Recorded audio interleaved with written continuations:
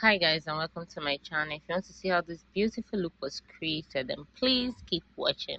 First off, I went in with my micellar water and some baby wipes to clean her face and keep everything squeaky clean.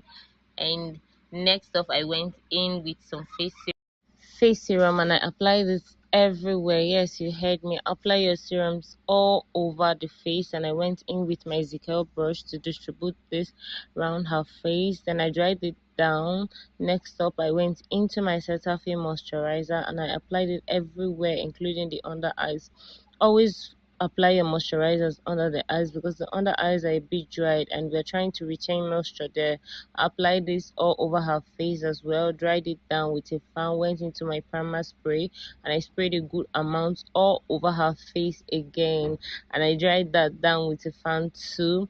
Then I went into my Stay Matte primer. I applied this everywhere except under the eyes. Please avoid matte primers under the eyes because this under eyes are already dried and we're trying to retain moisture there. Next up, I went into foundation and I used my foundation brush first to apply my foundation before I go in with my beauty sponge. And the beauty sponge I'm using here is from Nuban Beauty. I used it to further blend out my foundation. With foundations, guys, you don't need to rush. Just take your time and be as light-handed as possible. Next up, I went into contouring, and if you do not know where they contour from, always trace it from the hair close to your ear. And then I applied this out. I applied that, and next up I went into blush and I did my blush over my contour.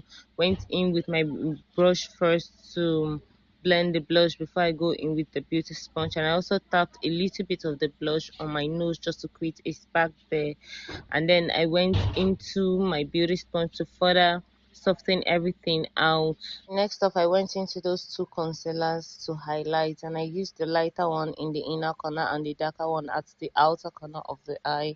And then I applied at the chin, forehead, and nose. And I started my blending from the chin, made my way to the nose, then the forehead, and I blended my under eye last because I didn't want them to crease. So I took my time, blended all this out, and then I went in with my setting powder immediately. Please always go in with your setting powder as soon as you're done blending your concealer so that your under eyes won't crease. I went in, blend, and applied my setting powder under the eyes. I asked my client to tint her head a little bit so I could have enough space to work on. Next off, I set the rest of the face where I highlighted all the areas I highlighted. I also set that, and then I went into my powder palette to set the rest of her face so that my foundation won't move. Guys, I sincerely apologize for the areas of this video that are overly exposed. I didn't know it was that exposed. Please pardon me, okay? I didn't know that it was that exposed. Next up, I went in to do my nose contouring. I don't know why people do their nose contouring and you have a very harsh line there. Please avoid it.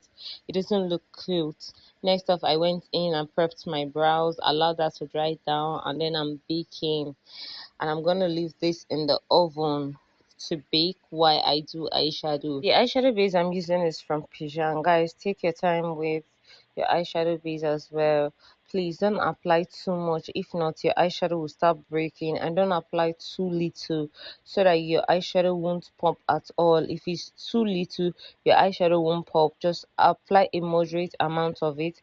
And I went into my old Zykel powder palette to do my transition. Basically, guys, let me not lie to you, I had no idea what I wanted to do on these eyes. I was just going with the flow. I was just going with the flow, literally. At a point, I was even asking myself, are you sure it's fine? Are you sure it's fine? But I said, well, let me go on with it. And when I was done, it came out beautiful and I really loved it. I really, really loved it. Then I went into a darker brown from my eyeshadow palette, applied, went into a lighter brown again, and as my main color, took my time to blend all this together, and I went into like a baby pink just to create a spark in the inner corner of the eye. Then I went in and blended everything together just to merge my transition and my eyeshadow to have a clear and smooth blend. Next off, I went into brows. Guys, don't bother yourself about those brows. I'm actually going to do a detailed eyebrow tutorial for you guys very soon. I'm actually working on it, so don't worry about my brows. I am going to give you a detailed eyebrow tutorial on this channel. But the few things you should put in your head while doing brows is: one, use a very sharp pencil.